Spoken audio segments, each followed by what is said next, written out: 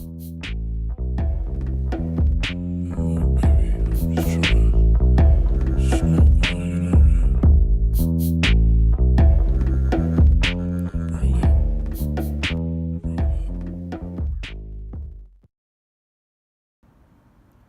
YouTube, it's Laronda, Curvy Girl Sleeved. I know it's been months since I recorded a video, but I figured it was time that I got back on task and updated everyone on my progress, my whereabouts, and the goings on.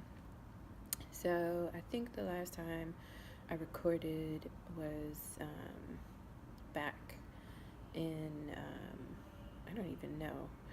It's been that long, I can't even remember when I recorded a video last. And a lot has happened since then. I was doing my initial weigh-ins for preparation for VSG surgery at the time, and I'm still going through the process. So there was this whole back and forth with the doctor's office and my insurance company on how many visits I needed to have for the supervised weigh-ins, and it was determined that I needed to have a total of 4. So the initial weigh-in and then 3 months of weigh-ins. And I actually went through that entire process, and I met with the nutritionist for those visits, and some of them were group meetings where I got to hear about other people's VSG experiences or bariatric surgery experiences, and some of them were one-on-one with her. So long story short,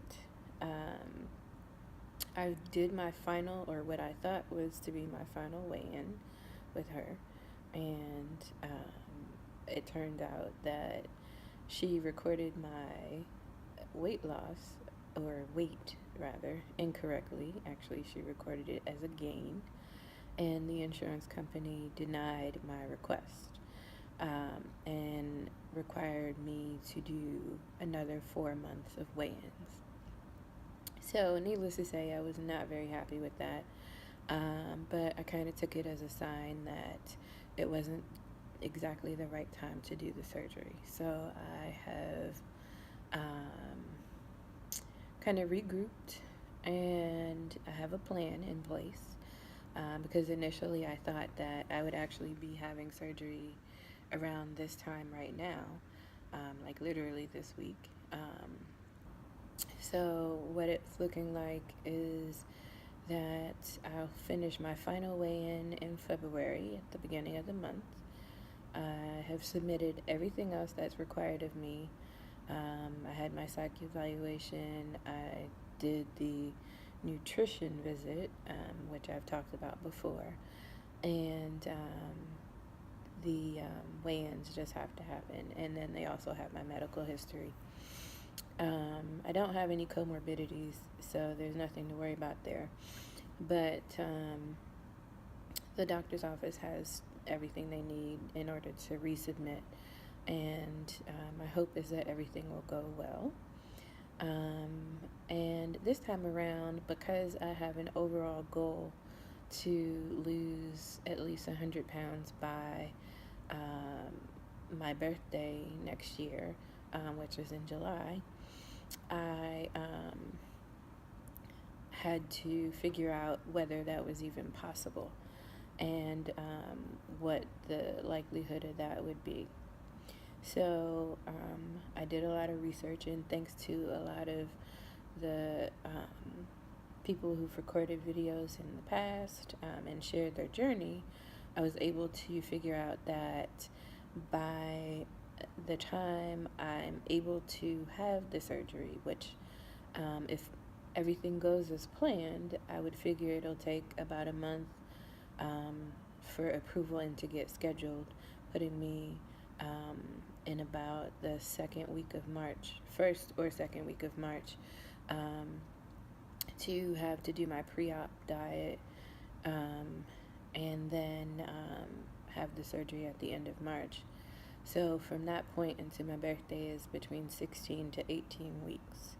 So I went back and I looked at a lot of videos to find out where people were pretty much at that point in their journey and how much weight they had lost around that time, and it's about 60 pounds.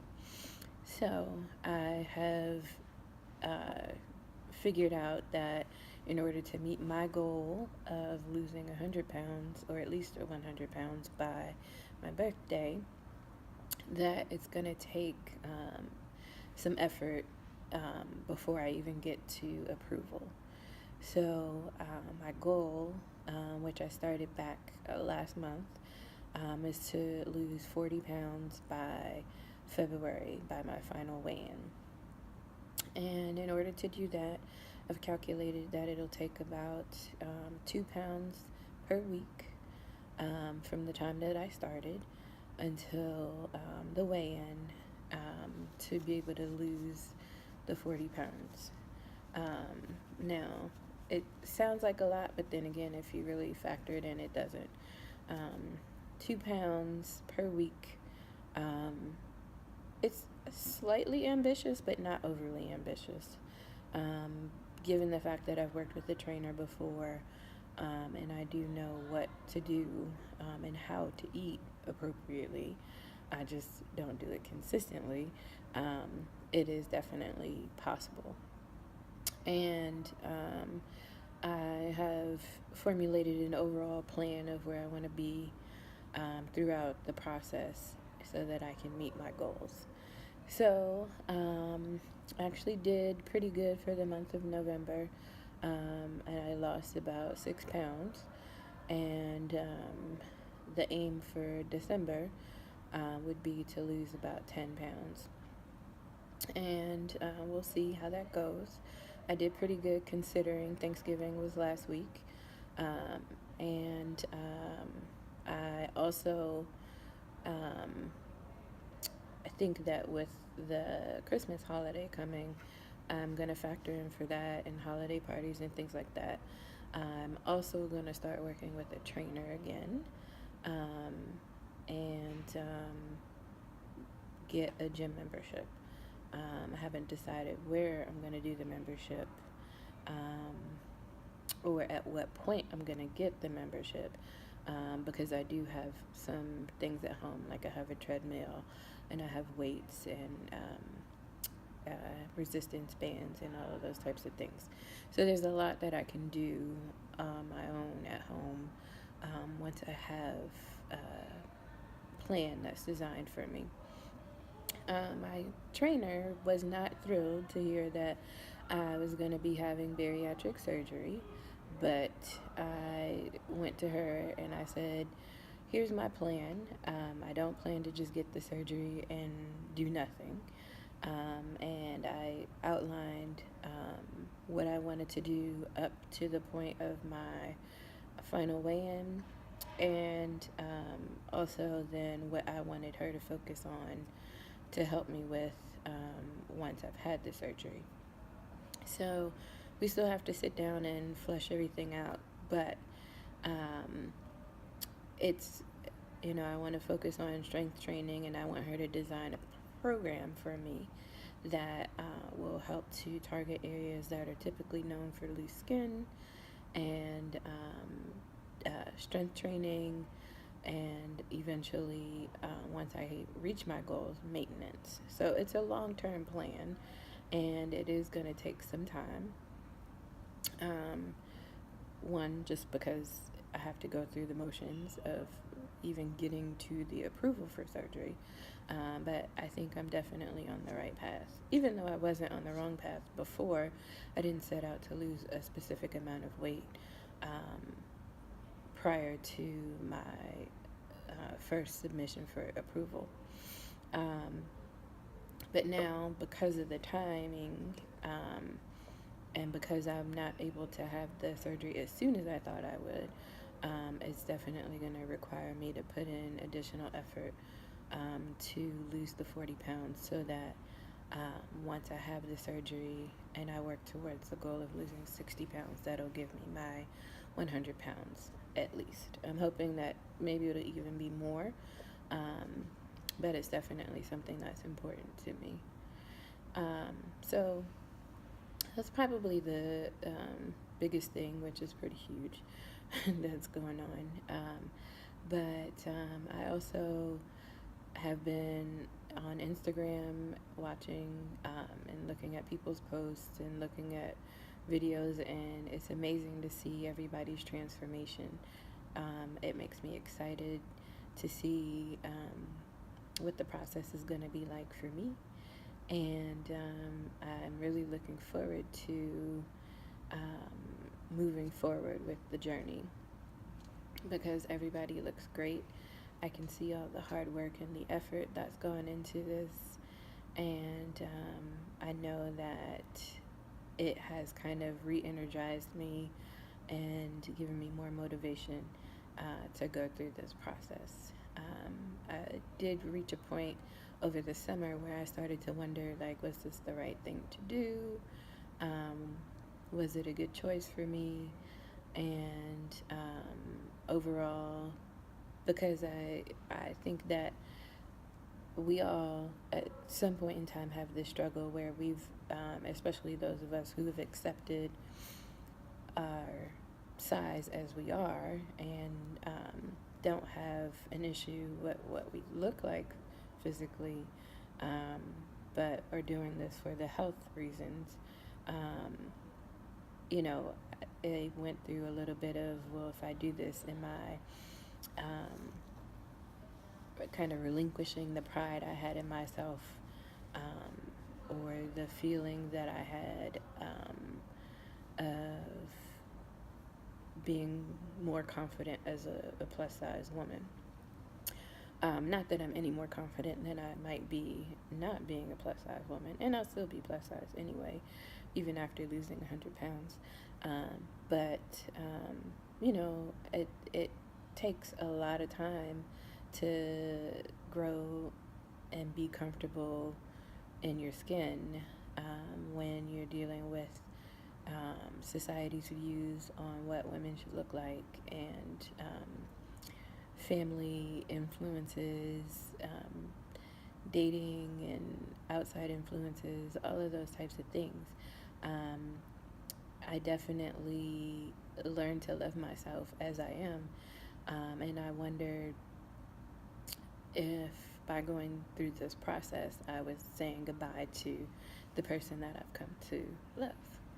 So a lot of thought, some a little bit of overthinking, but at the end, as I said, I realized that it definitely is the right thing for me, because there are a lot of goals that I want to achieve and things that I want to do that will be much easier for me at a smaller size and with less weight on me. And I've talked about that in a past video, like what I wanted to do, some goals that I wanted to achieve.